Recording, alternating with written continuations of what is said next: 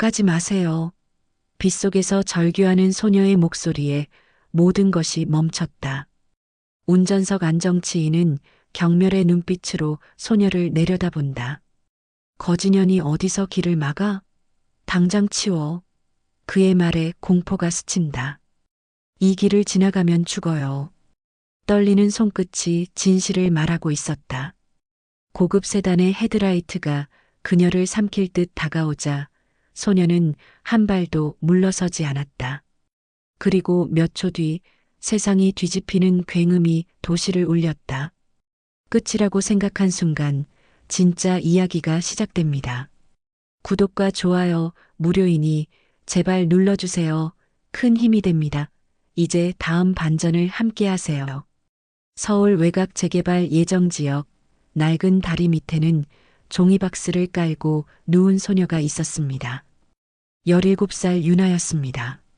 찬바람이 불어오는 밤 유나는 얇은 담요 하나로 몸을 감쌌습니다. 하늘에서는 빗방울이 떨어지기 시작했습니다.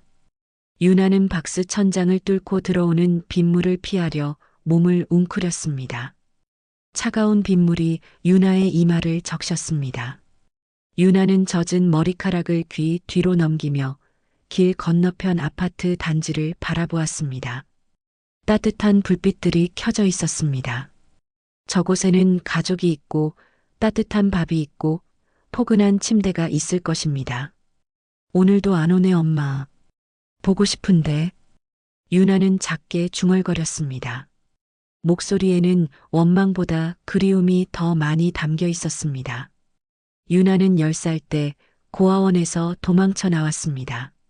엄마가 자신을 버렸다고 생각했기 때문입니다. 고아원 선생님들은 엄마가 언젠가 돌아올 거라고 했지만 유나는 믿을 수 없었습니다. 기다림은 고통이었고 희망은 거짓말처럼 느껴졌습니다. 그렇게 7년이 흘렀습니다. 유나는 거리에서 살아남는 법을 배웠습니다. 폐지를 주워 고물상에 팔고 그 돈으로 편의점 삼각김밥을 사 먹었습니다. 때로는 지하철역 계단에서 잠을 청했고 여름에는 공원 벤치가 유나의 침대였습니다. 겨울에는 찜질방 앞에서 따뜻한 바람을 쐬며 추위를 견뎠습니다. 유나는 주머니에서 낡은 목걸이를 꺼냈습니다. 작은 로켓 모양의 목걸이였습니다. 유나가 고아원에서 나올 때 유일하게 가지고 나온 물건이었습니다. 유나는 로켓을 열었습니다. 안에는 오래된 사진 한 장이 들어 있었습니다. 젊은 남자와 여자가 행복하게 웃고 있는 사진이었습니다. 사진 뒷면에는 작은 글씨로 이름이 적혀 있었습니다. 한기철. 유나는 사진을 오래 바라보았습니다. 저 사람이 누구인지, 왜 엄마가 이 사진을 남겼는지 알 수 없었습니다. 하지만 유나는 이 목걸이를 소중히 간직했습니다. 엄마와 연결된 유일한 물건이었기 때문입니다. 비는 점점 더 거세게 내렸습니다. 유나는 목걸이를 다시 주머니에 넣고 박스 안으로 몸을 숨겼습니다. 빗소리가 점점 커졌습니다. 유나는 눈을 감으며 엄마를 떠올렸습니다. 엄마의 얼굴은 기억나지 않았습니다. 하지만 따뜻했던 느낌만은 아직 남아 있었습니다. 그 시각 서울 도심 한복판의 고급 레스토랑에서는 국회의원 한기철이 재개발 관련 인사들과 만남을 갖고 있었습니다. 68살의 한기철은 삼선 의원이자 이 지역 재개발 사업의 실질적 책임자였습니다. 테이블 위에는 고급 와인과 스테이크가 놓여 있었습니다. 의원님, 이번 재개발 사업이 성공하면 의원님의 입지가 확고해질 겁니다. 건설회사 사장이 웃으며 말했습니다. 한기철은 와인 잔을 들어 올리며 고개를 끄덕였습니다. 저 달동네만 밀어버리면 내 인생이 완성되는 거야. 주민들은 어차피 보상금만 받으면 조용해질 테고. 한기철은 차갑게 웃었습니다. 재개발 사업은 표면적으로는 낙후된 지역을 발전시키는 명분이었지만 실제로는 거대한 이권이 얽혀 있었습니다. 한기철은 그 중심에 있었습니다. 비자금, 뒷거래, 부당한 이득 모든 것이 한기철의 손아귀에 있었습니다. 의원님, 그런데 주민들 중에 반대하는 사람들이 꽤 있다던데요? 비서가 조심스럽게 물었습니다. 한기철은 냉소를 지었습니다. 돈으로 해결 안 되는 건 없어. 가난한 놈들은 돈만 보면 꼬리치거든. 그래도 안 되면 다른 방법을 쓰면 되지. 한기철의 목소리에는 거리낌이 없었습니다. 사람을 숫자로만 보는 냉혹함이 묻어났습니다. 만찬이 끝난 후 한기철은 고급 세단에 올라탔습니다. 운전기사는 시동을 걸었습니다. 의원님, 어디로 모실까요? 집으로 가지. 오늘은 피곤하군. 세단은 도심을 벗어나 외곽으로 향했습니다. 빗길을 달리는 차 안에서 한기철은 태블릿으로 뉴스를 확인했습니다. 화면에는 한기철 자신이 나와 있었습니다. 재개발 사업 관련 인터뷰였습니다.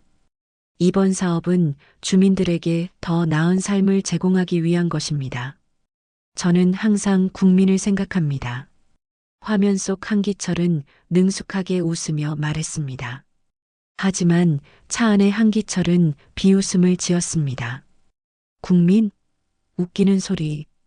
결국 이 세상은 힘 있는 자의 것이야. 한기철은 창밖을 바라보았습니다. 빗속에 흐릿하게 보이는 달동네가 보였습니다. 낡은 건물들, 어두운 골목, 가난한 사람들 한기철에게 저들은 장애물에 불과했습니다. 곧 다 사라질 풍경이지. 한기철은 만족스러운 표정으로 중얼거렸습니다. 세단은 빗속을 가르며 낡은 다리를 향해 달려갔습니다. 한기철은 눈을 감았습니다. 내일의 일정을 떠올리며 피곤한 몸을 의자에 기댔습니다. 바로 그 순간 다리 밑에서 윤하는 이상한 소리를 들었습니다. 콸콸거리는 물소리였습니다. 윤하는 박스 밖으로 고개를 내밀었습니다. 다리 기둥 사이로 물줄기가 새어나오고 있었습니다. 빗물이 아니었습니다. 지하에서 솟아오르는 물이었습니다. 윤하는 불안한 예감이 들었습니다. 다리가 위험하다는 느낌이 온몸을 휘감았습니다. 윤하는 다리를 올려다보았습니다. 그리고 멀리서 다가오는 자동차 헤드라이트를 보았습니다. 윤하의 심장이 빠르게 뛰기 시작했습니다. 다리 기둥에서 새어나오는 물줄기는 점점 더 세졌습니다. 균열이 벌어지는 소리가 들렸습니다. 윤하는 본능적으로 위험을 감지했습니다. 저 다리는 곧 무너질 것입니다. 그리고 저 위로 자동차가 다가오고 있었습니다. 윤하는 망설이지 않았습니다. 박스를 박차고 일어나 도로로 뛰쳐나갔습니다. 빗물에 젖은 옷이 무거웠지만 윤하는 멈추지 않았습니다. 맨발로 찬 아스팔트를 밟으며 앞으로 달렸습니다. 멈춰요. 이 다리 건너지 마세요. 윤하는 목이 터져라 소리쳤습니다. 고급 세단의 헤드라이트가 윤하를 비췄습니다. 윤하는 두 팔을 크게 벌리고 도로 한가운데 섰습니다. 비에 젖은 머리카락이 얼굴을 가렸지만 윤하는 물러서지 않았습니다. 제발 멈춰주세요. 세단 안에서 운전기사는 깜짝 놀라 급브레이크를 밟았습니다. 끼 타이어가 젖은 도로를 미끄러지며 비명을 질렀습니다. 차는 윤하 앞 불과 몇 미터 거리에서 겨우 멈춰 섰습니다. 뒷좌석의 한기철은 앞으로 쏠리며 깜짝 놀라 눈을 떴습니다. 뭐야? 왜 급정거를 해? 운전기사는 떨리는 목소리로 대답했습니다. 의원님, 앞에 사람이. 한기철은 창밖을 내다보았습니다. 빗속에 서 있는 누더기 옷을 입은 소녀가 보였습니다. 윤하였습니다. 한기철의 얼굴이 일그러졌습니다. 거지년이 어디서 길을 막아? 내 갈 길을 왜 방해해? 한기철은 차문을 열고 밖으로 나왔습니다. 비가 한기철의 고급 양복을 적셨지만 한기철은 개의치 않았습니다. 분노가 이성을 앞섰습니다. 당장 비켜. 안 그러면 경찰 부를 거야. 유나는 숨을 헐떡이며 말했습니다. 이 다리 위험해요. 곧 무너질 거예요. 제발 돌아가세요. 한기철은 비웃었습니다. 무너진다고? 미친 소리 하지 마. 이 다리는 멀쩡하잖아. 아니에요. 밑에서 물이 솟구치고 있어요. 균열이 생겼어요. 정말이에요. 유나의 목소리는 절박했습니다. 하지만 한기철은 듣지 않았습니다. 한기철은 비서에게 고개를 돌렸습니다. 저 애를 치워. 시간 낭비하지 말고. 비서가 차에서 내려 유나에게 다가갔습니다. 유나는 뒤로 물러섰습니다. 하지만 유나는 포기하지 않았습니다. 제발 믿어주세요. 사람 목숨이 달린 일이에요. 유나의 눈에는 눈물이 고여 있었습니다. 빗물인지 눈물인지 구분할 수 없었습니다. 유나는 무릎을 꿇고 애원했습니다. 부탁드려요, 돌아가 주세요. 한기철은 차갑게 내려다보았습니다. 길거리에서 구걸이나 하던 애가 감히 나한테 명령해? 꺼져. 안 그러면 진짜 경찰 부른다. 한기철은 다시 차에 올라탔습니다. 운전기사에게 손짓했습니다. 가자. 저딴 미친애 상대할 시간 없어. 세단이 다시 출발하려는 순간이었습니다. 콰르릉 천둥 같은 소리가 울렸습니다. 다리 전체가 흔들렸습니다. 운전기사는 놀라 다시 브레이크를 밟았습니다. 의원님, 뭔가 이상합니다.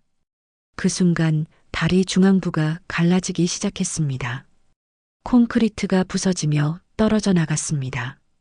지하에서 솟아오른 물이 폭포처럼 쏟아졌습니다. 다리 기둥이 휘청거렸습니다. 뒤로, 빨리 후진하세요. 유나가 소리쳤습니다. 운전기사는 황급히 기어를 후진으로 넣었습니다. 세단이 뒤로 물러나기 시작했습니다. 그 순간 다리가 완전히 무너졌습니다. 콰광 엄청난 폭발음과 함께 다리 전체가 강물 속으로 떨어졌습니다. 물보라가 하늘로 치솟았습니다. 세단은 무너진 다리 끝에서 겨우 멈춰 섰습니다. 앞바퀴가 절벽 끝에 걸쳐 있었습니다. 조금만 더 갔다면 차도 함께 떨어졌을 것입니다. 차 안은 정적이었습니다. 한기철은 창밖을 멍하니 바라보았습니다. 방금 전까지 다리가 있던 자리에는 이제 아무것도 없었습니다. 깊은 어둠과 흐르는 강물만 보였습니다. 한기철의 얼굴은 창백했습니다. 손이 떨렸습니다. 죽을 뻔했습니다. 저 소녀가 아니었다면 한기철은 지금 강물 속에 가라앉아 있었을 것입니다. 운전기사는 숨을 헐떡이며 말했습니다. 의원님, 저 아이가 우리를 구한 겁니다. 한기철은 천천히 차에서 내렸습니다. 다리가 풀려 제대로 서기 힘들었습니다. 한기철은 유나를 바라보았습니다. 유나는 그 자리에 주저앉아 있었습니다. 온몸이 떨리고 있었습니다. 한기철은 유나에게 다가갔습니다. 처음으로 유나의 얼굴을 제대로 보았습니다. 17살 소녀였습니다. 너무 말랐고 너무 초라했습니다. 하지만 유나의 눈빛만은 또렷했습니다. 한기철은 입을 열었습니다. 하지만 아무 말도 나오지 않았습니다. 감사하다는 말, 미안하다는 말, 어떤 말도 입 밖으로 나오지 않았습니다. 멀리서 사이렌 소리가 들렸습니다. 누군가 신고를 했나 봅니다. 경찰차와 소방차가 다가오고 있었습니다. 기자들도 곧 올 것입니다. 한기철은 비서를 불렀습니다. 저 아이 신원 파악해. 그리고 입 단속시켜. 비서는 고개를 끄덕였습니다. 한기철은 마지막으로 유나를 바라보았습니다. 유나는 여전히 바닥에 앉아 무너진 다리를 바라보고 있었습니다. 한기철의 가슴 한편에서 무언가 불편한 감정이 스쳤습니다. 하지만 한기철은 그 감정을 무시했습니다. 한기철에게 중요한 건 오직 하나였습니다. 이 사건이 자신의 정치 생명에 어떤 영향을 미칠 것인가. 비는 여전히 내리고 있었습니다. 무너진 다리 위로 빗물이 흘러내렸습니다.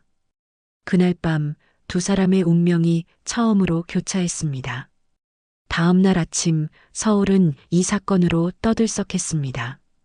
모든 방송국과 신문사가 다리 붕괴 사건을 톱뉴스로 다뤘습니다. 하지만 사람들의 관심은 다리가 아니었습니다. 국회의원의 목숨을 구한 노숙자 소녀, 바로 유나였습니다. 국회의원 생명 구한 거리의 천사, 17 소녀의 기적. 노숙 생활하던 소녀, 목숨 걸고 의원 구해. 이름도 모르는 소녀의 외침이 생명을 살렸다. 기사 제목들이 쏟아졌습니다. 유나의 사진이 포털 사이트 메인을 장식했습니다. 빗속에서 두 팔을 벌리고 서 있던 유나의 모습이었습니다. 누군가 현장에서 찍은 사진이었습니다. 한기철은 아침 일찍 사무실에 출근했습니다. 책상 위에는 각종 언론사에서 보내온 인터뷰 요청서가 쌓여 있었습니다. 비서가 조심스럽게 보고했습니다. 의원님, 언론의 관심이 폭발적입니다. 어떻게 대응하시겠습니까? 한기철은 신문들을 훑어보았습니다. 모든 기사가 유나를 영웅으로 묘사하고 있었습니다. 한기철의 얼굴이 굳었습니다. 저 아이를 찾았나? 예, 의원님. 현재 위치를 파악했습니다. 여전히 다리 근처에 머물고 있습니다. 데려와. 조용히. 비서는 고개를 숙였습니다. 1시간 뒤 유나는 고급 레스토랑 개인룸으로 안내되었습니다. 유나는 생전 처음 보는 화려한 인테리어에 압도되었습니다. 샹들리에가 반짝였고 부드러운 카펫이 발밑에 깔려 있었습니다. 한기철이 들어왔습니다. 어젯밤과는 다른 모습이었습니다. 정장을 단정히 차려입고 얼굴에는 미소를 띠고 있었습니다. 하지만 유나는 알 수 있었습니다. 저 미소가 진심이 아니라는 것을. 앉아라. 배고프지? 한기철은 친절한 척 말했습니다. 유나는 조심스럽게 의자에 앉았습니다. 테이블 위에는 스테이크와 파스타, 샐러드가 차려져 있었습니다. 유나의 배에서 꼬르륵 소리가 났습니다. 먹어. 편하게. 유나는 포크를 집었습니다. 손이 떨렸습니다. 유나는 천천히 음식을 입에 넣었습니다. 너무 맛있었습니다. 유나는 눈물이 날 것 같았습니다. 언제 마지막으로 이렇게 따뜻한 음식을 먹어봤는지 기억나지 않았습니다. 한기철은 유나가 먹는 모습을 지켜보았습니다. 유나가 어느 정도 먹자 한기철이 입을 열었습니다. 어젯밤 일 고맙다. 유나는 고개를 들었습니다. 한기철은 주머니에서 두툼한 봉투를 꺼냈습니다. 현금이 가득 들어 있었습니다. 이건 사례다. 이 돈으로 방이라도 얻어라. 그리고 한기철은 유나의 눈을 똑바로 쳐다보았습니다. 어디 가서 내 이름 함부로 말하지 마라. 알겠나? 유나는 봉투를 바라보았습니다. 저 돈이면 한동안 걱정 없이 살 수 있을 것입니다. 따뜻한 방에서 잠을 자고 배불리 밥을 먹을 수 있을 것입니다. 하지만 유나는 봉투를 밀어냈습니다. 전 그저 사람을 살렸을 뿐이에요. 한기철의 표정이 변했습니다. 뭐? 돈은 필요 없어요. 사람 목숨이 위험한데 그냥 지나칠 순 없잖아요. 유나의 목소리는 조용했지만 단호했습니다. 한기철은 이해할 수 없다는 표정으로 유나를 바라보았습니다. 넌 거지잖아. 이 돈이면 내 인생이 바뀔 수 있어. 전 구걸하려고 그런 게 아니에요. 그냥 사람이 죽는 걸 볼 수 없었어요. 한기철은 황당했습니다. 돈을 거절하는 사람을 본 적이 없었습니다. 특히 유나처럼 가난한 사람이 거절하다니. 한기철은 봉투를 다시 유나 앞으로 밀었습니다. 가져. 이건 명령이야. 싫어요. 유나는 자리에서 일어났습니다. 한기철의 얼굴이 붉어졌습니다. 앉아. 아직 얘기 안 끝났어. 전 할 말 없어요. 밥 잘 먹었습니다.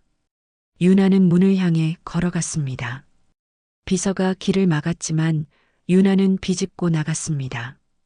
한기철은 주먹으로 테이블을 쳤습니다. 저런 미친 애 같으니. 하지만 한기철의 계산과 달리 유나의 이야기는 더 크게 퍼져나갔습니다. 누군가 레스토랑에서 유나가 돈을 거절하는 모습을 목격했고 그 이야기가 온라인에 퍼졌습니다. 노숙 소녀, 의원이 준 사례금 거절. 돈 대신 진심을 선택한 17소녀. 댓글창은 유나를 향한 찬사로 가득 찼습니다. 진짜 천사네요. 요즘 같은 세상에 저런 아이가 있다니. 저 의원은 돈으로 입막음하려 했구만. 역겨워. 저 아이 도와주고 싶어요. 누가 모금 좀 시작해 주세요. 유나는 하루아침에 유명인이 되었습니다. 거리의 천사, 순수한 영혼, 희망의 아이콘. 사람들은 유나를 다양한 이름으로 불렀습니다. 유나가 지나가면 사람들이 알아보고 인사했습니다. 누군가는 음식을 건네주었고 누군가는 옷을 선물했습니다. 유나는 혼란스러웠습니다. 어제까지만 해도 유나는 투명인간 같았습니다. 아무도 유나를 쳐다보지 않았습니다. 하지만 이제는 모든 사람이 유나를 바라보았습니다. 며칠 뒤 한 자원봉사 단체가 유나를 찾아왔습니다. 단체 대표는 따뜻한 미소를 지으며 말했습니다. 유나 양, 우리 쉼터에 오지 않겠어요? 따뜻한 방과 음식을 제공해 드릴게요. 유나는 망설였습니다. 유나는 오랫동안 혼자였습니다. 누군가의 도움을 받는 것이 낯설었습니다. 하지만 대표의 눈빛은 진심이었습니다. 감사합니다. 유나는 작게 대답했습니다. 그날 유나는 처음으로 제대로 된 침대에서 잠을 잤습니다. 포근한 이불을 덮고 따뜻한 방에서 눈을 감았습니다. 유나는 눈물을 흘렸습니다. 행복의 눈물이었습니다. 하지만 한기철의 사무실은 달랐습니다. 한기철은 모니터를 노려보고 있었습니다. 유나 관련 기사들이 끊임없이 쏟아지고 있었습니다. 그리고 댓글들은 점점 한기철에게 비판적으로 변하고 있었습니다. 저 의원 뭔가 수상해. 왜 돈으로 입막음하려 했을까? 재개발 비리 있는 거 아니야? 한기철의 손이 떨렸습니다. 이건 한기철이 원하던 그림이 아니었습니다. 한기철은 비서를 불렀습니다. 저 아이를 없애야 해. 의원님 무슨 말씀을. 입 열기 전에 처리해. 알아서 해. 비서의 얼굴이 굳었습니다. 일주일이 지났습니다. 유나는 자원봉사 단체의 쉼터에서 생활하고 있었습니다. 따뜻한 방, 규칙적인 식사, 깨끗한 옷. 유나에게는 꿈만 같은 시간이었습니다. 하지만 평온은 오래가지 않았습니다. 어느 날 밤 유나가 쉼터 근처 편의점에서 돌아오는 길이었습니다. 어둠 속에서 두 남자가 나타났습니다. 검은 정장을 입은 남자들이었습니다. 유나는 본능적으로 위험을 느꼈습니다. 유나 양이죠? 잠깐 얘기 좀 합시다. 남자의 목소리는 차갑습니다. 유나는 뒤로 물러섰습니다. 누구세요? 한 의원님께서 보냈습니다. 조용히 따라오시죠. 유나는 고개를 저었습니다. 싫어요. 정갈 일 없어요. 남자 중 한 명이 유나의 팔을 잡았습니다. 힘이 셌습니다. 유나는 비명을 지르려 했지만 다른 남자가 유나의 입을 막았습니다. 유나는 발버둥 쳤습니다. 하지만 소용없었습니다. 조용히 해. 안 그러면 쉼터 사람들한테 안 좋은 일 생길 거야. 유나는 몸이 굳었습니다. 남자들은 유나를 골목 안쪽으로 끌고 갔습니다. 인적이 드문 곳이었습니다.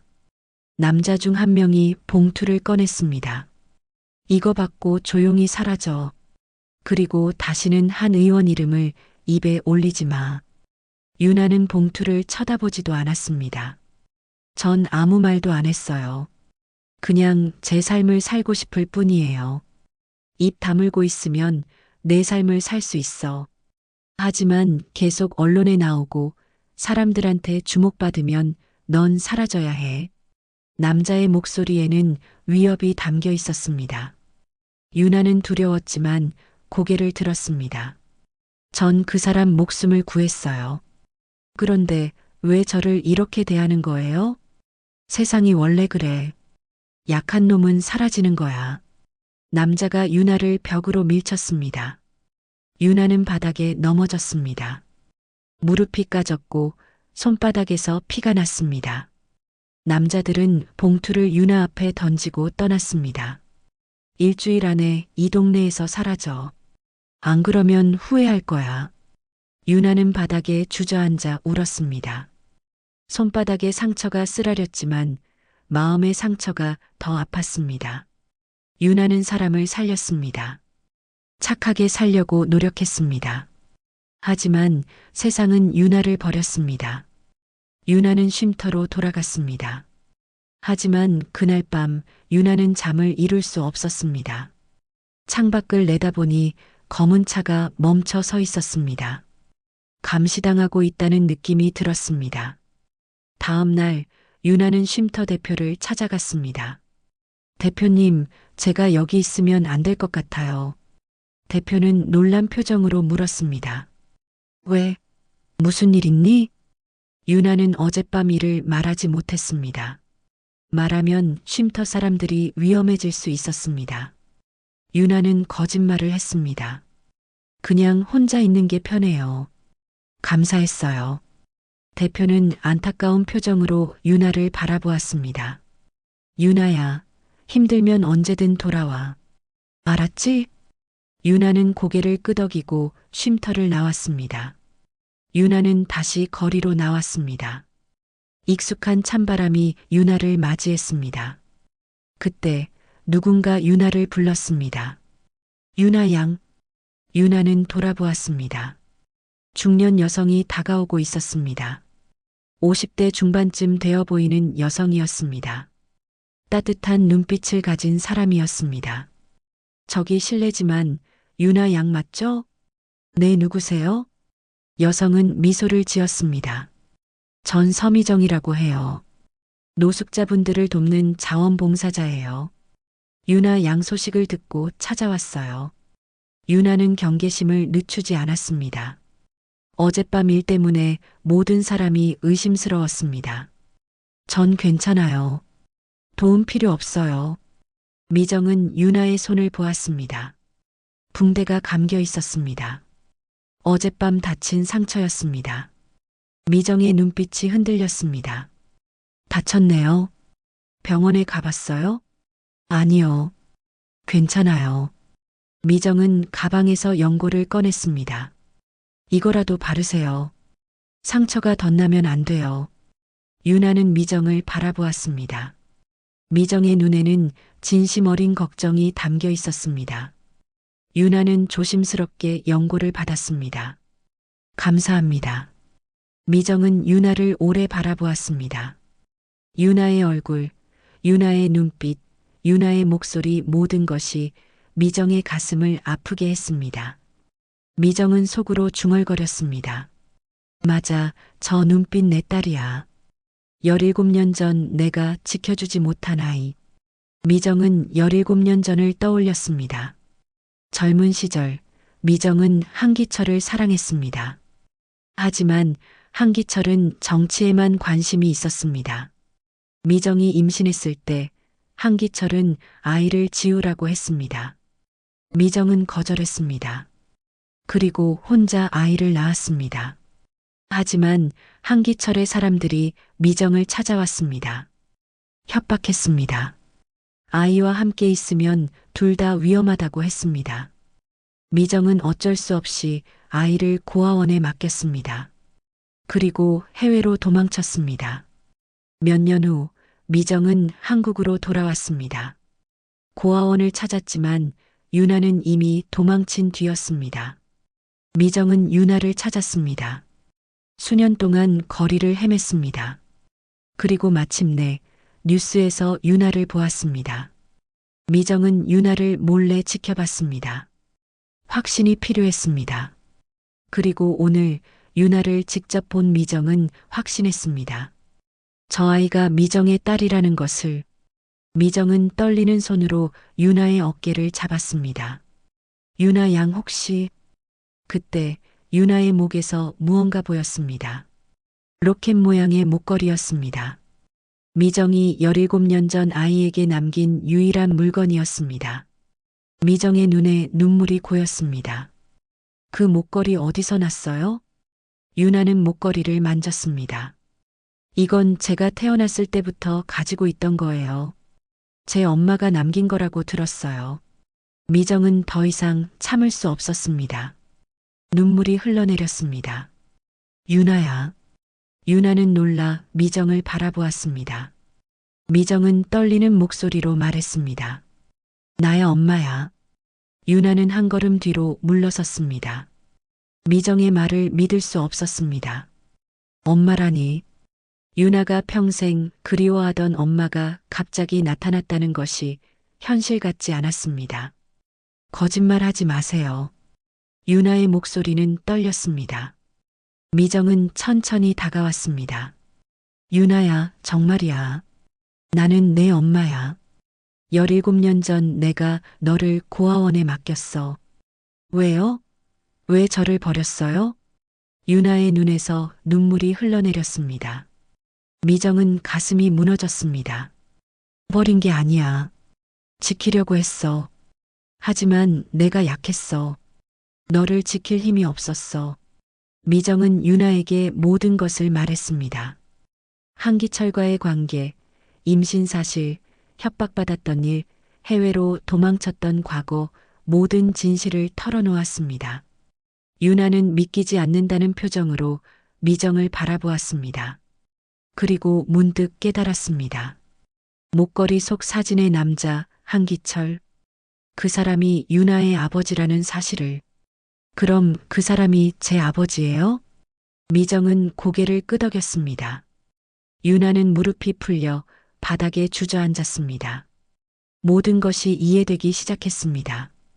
한기철이 왜 유나를 없애려 했는지, 왜 돈으로 입을 막으려 했는지. 제가 그 사람의 딸이라서 저를 없애려는 거군요. 미정은 유나를 끌어안았습니다. 미안해. 정말 미안해. 엄마가 너를 지켜줬어야 하는데. 유나는 미정의 품에서 울었습니다. 17년 동안 참았던 눈물이 쏟아졌습니다. 미정도 함께 울었습니다. 모녀는 거리 한복판에서 서로를 껴안고 울었습니다. 하지만 행복한 재회는 오래가지 않았습니다. 며칠 후 유나는 거리를 걷다가 납치당했습니다. 검은 승합차가 유나 앞을 막아섰고 남자들이 유나를 차 안으로 끌어들였습니다. 유나는 비명을 질렀지만 소용없었습니다. 차는 도심을 벗어나 외곽으로 달렸습니다. 1시간쯤 지나 차가 멈췄습니다. 유나는 폐공장 건물 안으로 끌려갔습니다. 먼지가 가득하고 깨진 유리창으로 바람이 불어왔습니다. 유나는 의자에 묶였습니다. 손과 발이 단단히 묶여 움직일 수 없었습니다. 시간이 얼마나 지났을까? 문이 열리고 누군가 들어왔습니다. 한기철이었습니다. 한기철은 유나를 내려다보았습니다. 표정에는 냉소가 가득했습니다. 이 세상은 힘 있는 자의 것이야. 넌 그냥 사라지면 돼. 유나는 한기철을 똑바로 쳐다보았습니다. 전 당신 딸이에요. 한기철의 표정이 굳었습니다. 뭐라고? 유나는 목에 걸린 목걸이를 보여주었습니다. 이 목걸이 엄마가 남긴 거예요. 안에 당신 사진이 있어요. 그리고 당신 이름이 적혀 있죠. 한기철은 목걸이를 빼앗아 열었습니다. 오래된 사진이 나왔습니다. 젊은 시절 한기철과 미정이 웃고 있는 사진이었습니다. 한기철의 손이 떨렸습니다. 이건 어디서? 엄마를 만났어요. 서미정이라는 분. 당신 기억하죠? 한기철은 뒤로 비틀거렸습니다. 미정, 17년 전 사라진 여자. 한기철이 아이와 함께 지우려 했던 과거. 그 과거가 지금 한기철 앞에 서 있었습니다. 넌 그때 그 아이. 유나는 눈물을 흘리며 말했습니다. 전 당신이 버린 아이예요. 고아원에서 자라다가 거리로 나왔어요. 평생 엄마를 기다렸어요. 왜 절 버렸는지, 왜 저를 사랑하지 않았는지 궁금했어요. 한기철은 아무 말도 하지 못했습니다. 가슴 한편이 무너지는 느낌이었습니다. 한기철은 유나를 제대로 보지 못했습니다. 거지, 방해물, 없애야 할 존재 그렇게만 생각했습니다. 하지만 유나는 한기철의 딸이었습니다. 당신이 제 아버지죠? 유나의 질문에 한기철은 고개를 돌렸습니다. 대답할 수 없었습니다. 인정하고 싶지 않았습니다. 하지만 현실은 명확했습니다. 그때 문이 열렸습니다. 미정이 뛰어들어왔습니다. 미정은 유나를 보고 달려왔습니다. 유나야. 미정은 유나를 묶은 밧줄을 풀었습니다. 한기철은 미정을 보았습니다. 17년 만이었습니다. 미정은 늙었지만 여전히 예전의 모습이 남아 있었습니다. 미정, 너 아직 살아 있었구나. 미정은 한기철을 노려보았습니다. 당신이 저를 죽이려 했잖아요. 저와 아이를 지우려 했죠. 난 그냥 당신의 야망 때문이었죠. 정치인이 되려면 과거를 지워야 했으니까. 연인도 아이도 모두 짐이었으니까. 한기철은 반박할 수 없었습니다. 미정의 말이 모두 사실이었습니다. 한기철은 모든 것을 버렸습니다. 사랑도, 가족도, 양심도.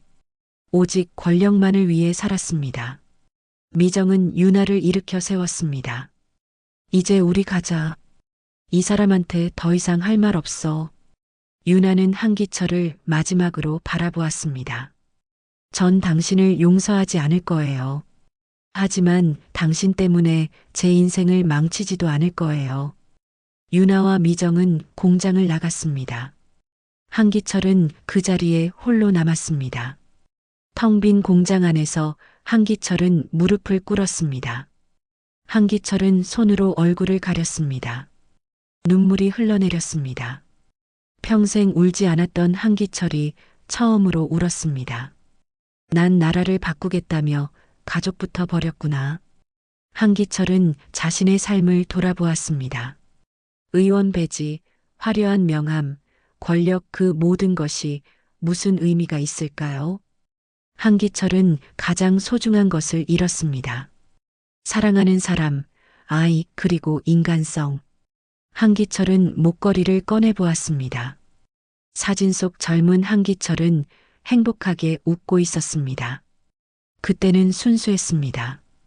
꿈도 있었고 사랑도 있었습니다.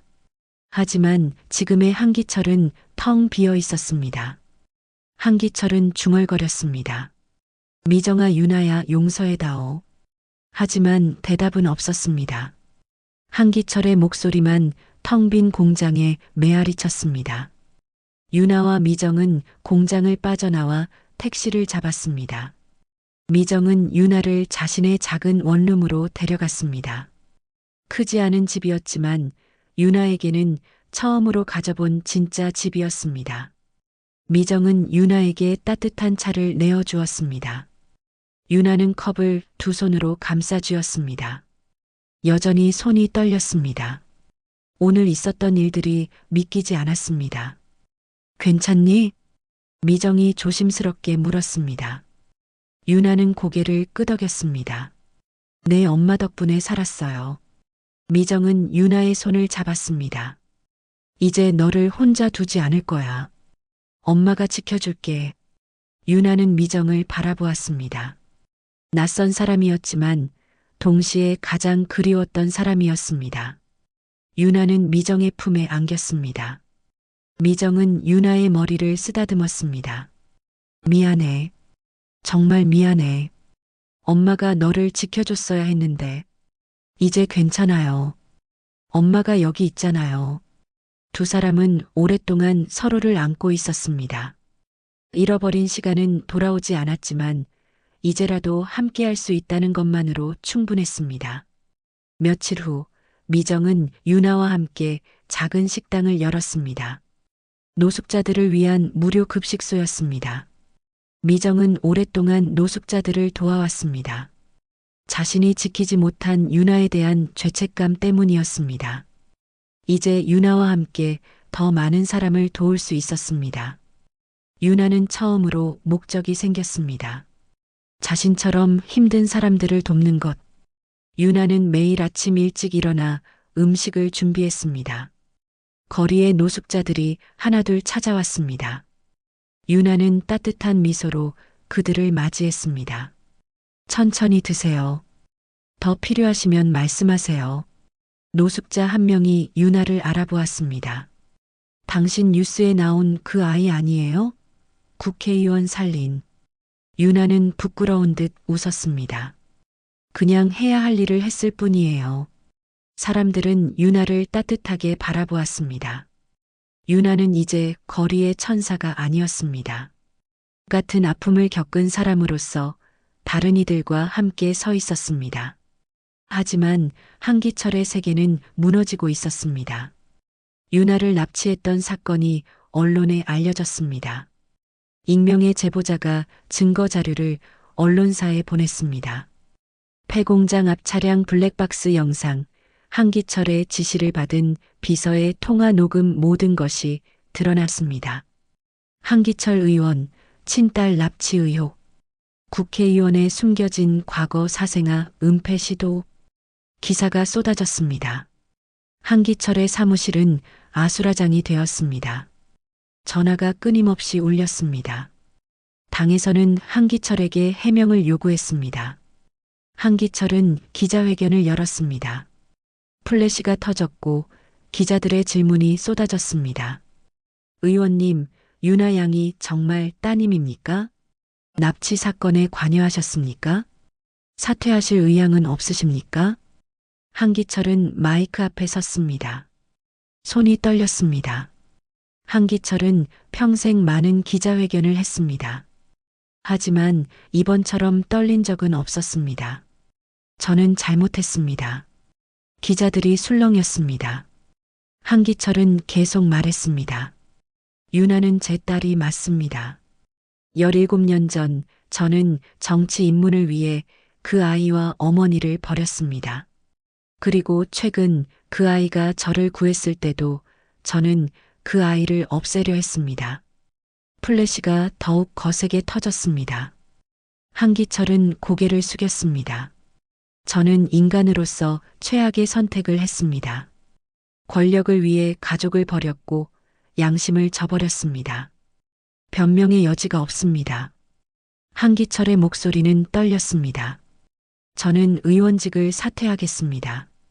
그리고 모든 법적 책임을 지겠습니다. 기자회견장은 혼란에 빠졌습니다. 한기철은 단상에서 내려왔습니다. 비서가 다가왔지만 한기철은 손을 저었습니다. 이제 됐어. 모두 내 책임이야. 한기철은 사무실로 돌아왔습니다. 의원 배지를 벗어 책상 위에 올려놓았습니다. 수십 년간 한기철의 정체성이었던 배지가 이제는 차갑게 느껴졌습니다. 한기철은 창밖을 바라보았습니다. 저 멀리 유나와 미정이 운영하는 급식소가 보였습니다. 한기철은 그곳으로 향했습니다. 급식소 앞에서 한기철은 망설였습니다. 들어갈 용기가 나지 않았습니다. 그때 유나가 밖으로 나왔습니다. 유나는 한기철을 보았습니다. 두 사람은 서로를 바라보았습니다. 한기철은 입을 열었습니다. 유나야. 유나는 대답하지 않았습니다. 한기철은 계속 말했습니다. 나는 너의 아버지로서 자격이 없어. 하지만 용서를 구하고 싶다. 유나는 고개를 저었습니다. 용서는 시간이 필요해요. 지금은 아직 준비가 안 됐어요. 한기철은 고개를 끄덕였습니다. 알겠다. 기다리마. 평생이 걸려도 기다리겠다. 미정이 밖으로 나왔습니다. 미정은 한기철을 보고 유나를 감싸 안았습니다. 우리는 용서하려고 나타난 게 아니에요. 우리가 잃은 시간을 이제부터 살아가려는 거예요. 한기철은 두 사람을 바라보았습니다. 자신이 버린 가족이 이제 함께 서 있었습니다. 한기철 없이도 그들은 행복해 보였습니다. 한기철은 돌아섰습니다. 뒷모습이 쓸쓸했습니다. 한기철은 천천히 걸어갔습니다. 권력도 명예도 모두 잃었습니다. 남은 것은 후회뿐이었습니다. 한 달이 흘렀습니다. 국회는 한기철에 대한 청문회를 열었습니다. 전국이 이 사건에 주목했습니다. 국회의원이 자신의 딸을 버리고 심지어 없애려 했다는 사실은 사회에 큰 충격을 주었습니다. 청문회 당일 국회 회의장은 사람들로 가득 찼습니다. 기자들, 방청객들, 그리고 증인으로 출석한 유나와 미정이 있었습니다. 유나는 긴장한 표정으로 자리에 앉았습니다. 미정이 유나의 손을 꽉 잡아주었습니다. 괜찮아. 엄마가 옆에 있어. 유나는 고개를 끄덕였습니다. 곧 한기철이 들어왔습니다. 한기철은 수척해져 있었습니다. 한 달 사이에 많이 늙어 보였습니다. 한기철은 유나를 보았지만 눈을 마주치지 못하고 고개를 숙였습니다. 청문회가 시작되었습니다. 의장이 한기철에게 물었습니다.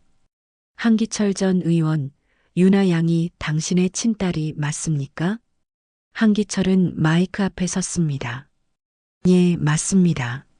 그럼 왜 17년 동안 딸의 존재를 숨겼습니까? 한기철은 잠시 침묵했습니다. 그리고 천천히 입을 열었습니다. 저는 정치인이 되고 싶었습니다. 그런데 혼외자가 있다는 사실이 알려지면 정치 생명이 끝날 것 같았습니다. 그래서 아이와 그 어머니를 버렸습니다. 회의장이 술렁였습니다. 한기철은 계속 말했습니다. 저는 제 야망을 위해 가장 소중한 것들을 희생시켰습니다. 사랑하는 사람도 제 피를 나눈 아이도 모두 버렸습니다. 의장이 다시 물었습니다. 그리고 최근 유나 양을 납치한 사실도 인정하십니까? 예. 유나가 언론에 알려지면서 제 과거가 드러날까 두려웠습니다. 그래서 아이를 없애려 했습니다. 회의장이 웅성거렸습니다. 한기철의 고백은 충격적이었습니다. 의장은 유나를 바라보았습니다. 유나 양, 증언대로 나와주시겠습니까? 유나는 일어섰습니다. 다리가 떨렸지만 유나는 앞으로 나아갔습니다. 증언대에 선 유나는 마이크를 잡았습니다. 유나는 깊게 숨을 들이쉬었습니다.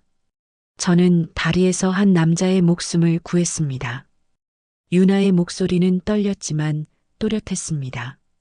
그때 저는 그 사람이 누구인지 몰랐어요. 그냥 사람이 죽는 걸 볼 수 없었어요. 그래서 목숨을 걸고 막았습니다. 유나는 한기철을 바라보았습니다. 하지만 그 남자는 제 삶을 망가뜨린 사람이었습니다. 회의장이 조용해졌습니다. 모두가 유나의 말에 귀를 기울였습니다. 저는 고아원에서 자랐어요. 엄마가 왜 저를 버렸는지 몰랐어요. 그냥 제가 사랑받을 가치가 없다고 생각했습니다. 유나의 눈에 눈물이 고였습니다. 10살 때 고아원에서 도망쳤어요. 거리에서 살았습니다. 폐지를 주었고 추운 겨울에는 지하철역에서 잤어요. 배고프고 외롭고 무서웠어요. 사람들의 눈빛이 흔들렸습니다. 유나는 계속 말했습니다. 그런데 알고 보니 저를 버린 사람이 바로 제 아버지였어요. 권력을 위해 저와 엄마를 버렸고 저를 없애려고까지 했죠. 유나는 한기철을 똑바로 쳐다보았습니다. 저는 묻고 싶어요. 권력이 뭐길래 자기 딸의 목숨보다 중요한 건가요? 한기철은 고개를 숙였습니다. 대답할 수 없었습니다. 유나는 마이크를 더 가까이 당겼습니다. 저는 이 자리에서 말하고 싶어요. 사람의 생명과 진심 앞에 권력이 무슨 소용인가요? 회의장에 박수가 터져 나왔습니다. 유나는 눈물을 닦았습니다. 저는 그 사람을 용서하지 않습니다. 박수가 멈췄습니다.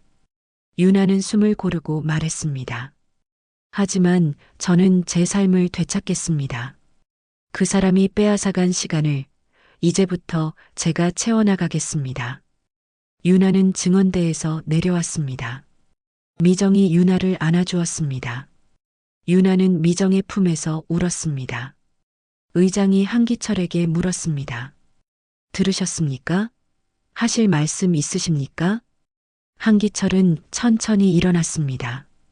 한기철의 손이 떨렸습니다. 유나야.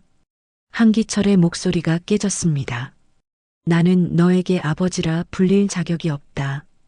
하지만 한 가지만은 알아줬으면 한다. 한기철은 눈물을 흘렸습니다. 내가 너를 버린 건 내 욕심 때문이었어. 너의 잘못이 아니야. 모두 내 잘못이야. 한기철은 유나에게 절을 했습니다. 미안하다. 정말 미안하다. 회의장은 숙연해졌습니다. 한기철은 고개를 들었습니다. 저는 모든 법적 책임을 지겠습니다. 재개발 비리, 비자금 조성, 친자 은폐 모든 죄를 인정합니다. 의장이 말했습니다. 한기철 전 의원, 검찰 조사에 성실히 임하시기 바랍니다. 이것으로 청문회를 마치겠습니다. 청문회가 끝났습니다. 사람들이 자리를 떠나기 시작했습니다. 한기철은 홀로 남았습니다.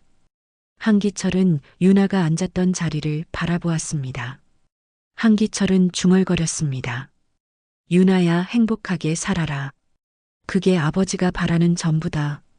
한기철은 회의장을 나갔습니다.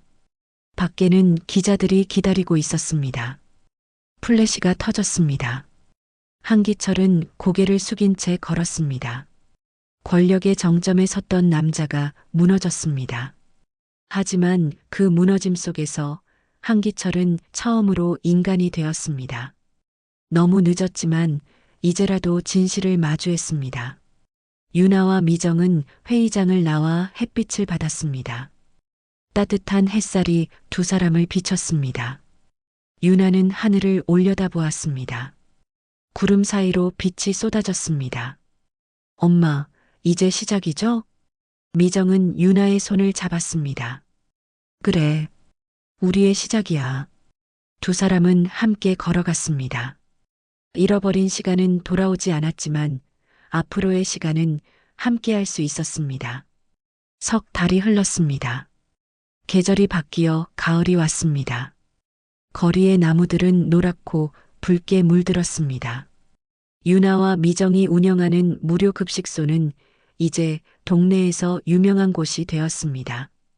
매일 아침 급식소 앞에는 긴 줄이 늘어섰습니다. 노숙자들뿐만 아니라 혼자 사는 노인들, 어려운 형편의 가족들도 찾아왔습니다. 유나는 밝은 미소로 사람들을 맞이했습니다. 어서 오세요. 오늘은 된장찌개 끓였어요. 유나는 이제 예전의 초라한 모습이 아니었습니다. 깨끗한 옷을 입었고 건강해 보였습니다. 무엇보다 유나의 눈빛이 달라졌습니다. 희망이 있었습니다. 미정은 주방에서 음식을 준비했습니다. 유나를 보며 미정은 미소 지었습니다. 딸이 행복해하는 모습이 미정에게는 가장 큰 기쁨이었습니다. 유나야, 밥 더 필요해? 네, 엄마. 오늘 손님이 많아요. 두 사람은 자연스럽게 대화를 나눴습니다. 이제 서먹함은 사라졌습니다. 잃어버린 시간을 채우듯 두 사람은 매일 조금씩 가까워졌습니다. 점심시간이 끝나갈 무렵 익숙한 그림자가 급식소 앞에 나타났습니다. 한기철이었습니다. 한기철은 수척해져 있었습니다. 머리는 하얗게 새었고 등은 굽어 있었습니다. 한기철은 급식소 문 앞에서 망설였습니다. 들어갈 용기가 나지 않았습니다. 하지만 한기철은 매일 이곳에 왔습니다. 문 밖에서 유나를 바라보는 것만으로도 한기철에게는 위안이 되었습니다. 유나는 창문 너머로 한기철을 보았습니다. 유나는 잠시 멈칫했습니다. 석 달 동안 한기철은 거의 매일 이곳에 왔습니다. 하지만 한 번도 들어오지 않았습니다. 그저 밖에서 지켜볼 뿐이었습니다. 미정이 유나 옆으로 왔습니다. 또 왔네. 응, 매일 오더라고요. 미정은 복잡한 표정으로 한기철을 바라보았습니다. 미정도 한기철을 용서하지 못했습니다. 하지만 한기철의 변화를 보았습니다. 권력을 잃고 모든 것을 내려놓은 한기철은 이제 그냥 늙은 남자일 뿐이었습니다. 급식이 끝나고 사람들이 떠났습니다. 유나는 설거지를 하며 창밖을 보았습니다. 한기철은 여전히 그 자리에 서 있었습니다. 비가 내리기 시작했습니다. 유나는 수건으로 손을 닦았습니다. 그리고 문을 열고 밖으로 나갔습니다. 한기철은 유나를 보고 놀랐습니다. 유나야. 유나는 한기철 앞에 섰습니다. 빗물이 두 사람을 적셨습니다. 왜 매일 오세요? 한기철은 대답하지 못했습니다. 그저 유나를 바라볼 뿐이었습니다. 한기철의 눈에는 눈물이 고여 있었습니다. 그냥 내가 잘 지내는지 보고 싶어서. 유나는 한기철을 오래 바라보았습니다. 증오해야 할 사람이었습니다. 하지만 지금 한기철의 모습은 초라했습니다. 권력도 명예도 모두 잃은 늙은 남자였습니다. 검찰 조사는 어떻게 됐어요? 재판 대기 중이야. 아마 실형을 받을 거야. 유나는 고개를 끄덕였습니다. 당연한 일이죠. 알아. 내가 지은 죄니까. 침묵이 흘렀습니다. 빗소리만 들렸습니다. 한기철은 주머니에서 작은 상자를 꺼냈습니다. 이건 내가 어렸을 때 가지고 놀던 거야. 상자 안에는 낡은 곰 인형이 들어 있었습니다. 유나는 인형을 보고 눈을 크게 떴습니다. 이거 어디서? 내가 고아원에 맡겨질 때 함께 보냈던 거야. 고아원에서 찾았어. 유나는 인형을 받아들었습니다. 오래된 인형이었습니다. 색이 바래고 솜이 빠져 있었습니다. 하지만 유나에게는 소중한 기억이었습니다. 이걸 기억하고 계셨어요? 한기철은 고개를 끄덕였습니다. 너와 관련된 모든 것을 기억해. 비록 늦었지만 이제라도 돌려주고 싶었어. 유나는 인형을 꼭 안았습니다. 어린 시절의 기억이 떠올랐습니다. 따뜻했던 순간들, 행복했던 기억들 유나도 몰랐던 과거가 있었습니다. 한기철은 떨리는 목소리로 말했습니다. 유나야, 비록 늦었지만 이젠 아버지로서 내 옆에 있고 싶다. 유나는 한기철을 바라보았습니다. 여전히 용서하기는 어려웠습니다. 하지만 유나는 깨달았습니다. 증오를 품고 사는 것보다 앞으로 나아가는 것이 중요하다는 것을. 아버지라는 말 이제야 조금 듣고 싶네요. 한기철의 눈에서 눈물이 흘러내렸습니다. 유나도 울었습니다. 두 사람은 빗속에서 서로를 바라보았습니다. 미정이 밖으로 나왔습니다. 우산을 들고 있었습니다. 미정은 두 사람에게 우산을 씌워주었습니다. 비 맞으면 감기 걸려요. 들어와요. 한기철은 놀라 미정을 보았습니다. 미정. 미정은 한기철을 바라보았습니다. 우리가 다시 가족이 될 순 없어요. 하지만 유나를 위해서라도 이제 그만 싸우는 건 어때요? 한기철은 고개를 숙였습니다. 고맙다, 정말 고맙다. 세 사람은 급식소 안으로 들어갔습니다. 미정은 따뜻한 차를 내어주었습니다. 유나는 한기철 옆에 앉았습니다. 여전히 어색했지만 이제 시작이었습니다. 한기철은 차를 마시며 말했습니다. 재판이 끝나면 감옥에 갈 거야. 아마 몇 년은 걸릴 거야. 유나는 고개를 끄덕였습니다. 알아요. 하지만 나올 때까지 기다릴게요. 한기철은 유나를 보았습니다. 정말? 네. 제게 아버지는 한 명뿐이니까요. 한기철은 유나의 손을 잡았습니다. 처음으로 아버지로서 딸의 손을 잡았습니다. 유나는 손을 뿌리치지 않았습니다. 밖에서는 여전히 비가 내렸습니다. 하지만 급식소 안은 따뜻했습니다. 세 사람은 오랫동안 함께 앉아 있었습니다. 말은 많지 않았지만 침묵 속에서도 무언가 치유되고 있었습니다. 유나는 창밖을 바라보았습니다. 빗속에서 무지개가 떠오르고 있었습니다. 유나는 작게 미소 지었습니다. 그날 다리를 건너지 말라던 외침은 결국 우리 가족을 이어준 달이었어요. 미정과 한기철도 무지개를 바라보았습니다. 세 사람의 얼굴에 평화가 깃들었습니다. 유나는 속삭였습니다. 비 오는 날 나는 다시 태어났어요. 그리고 이제 우리 가족도 다시 태어났어요. 무지개는 점점 선명해졌습니다. 비는 그쳤고 햇살이 쏟아졌습니다. 새로운 시작이었습니다. 한 소녀의 외침이 한 사람의 운명을 바꿨습니다. 작은 용기가 세상을 움직인 이 이야기처럼 당신의 구독과 좋아요가 다음 이야기를 만드는 힘이 됩니다. 가슴을 울리는 또 다른 반전 드라마를 놓치지 않으려면 지금 바로 구독 버튼을 눌러주세요. 끝까지 시청해주셔서 감사합니다.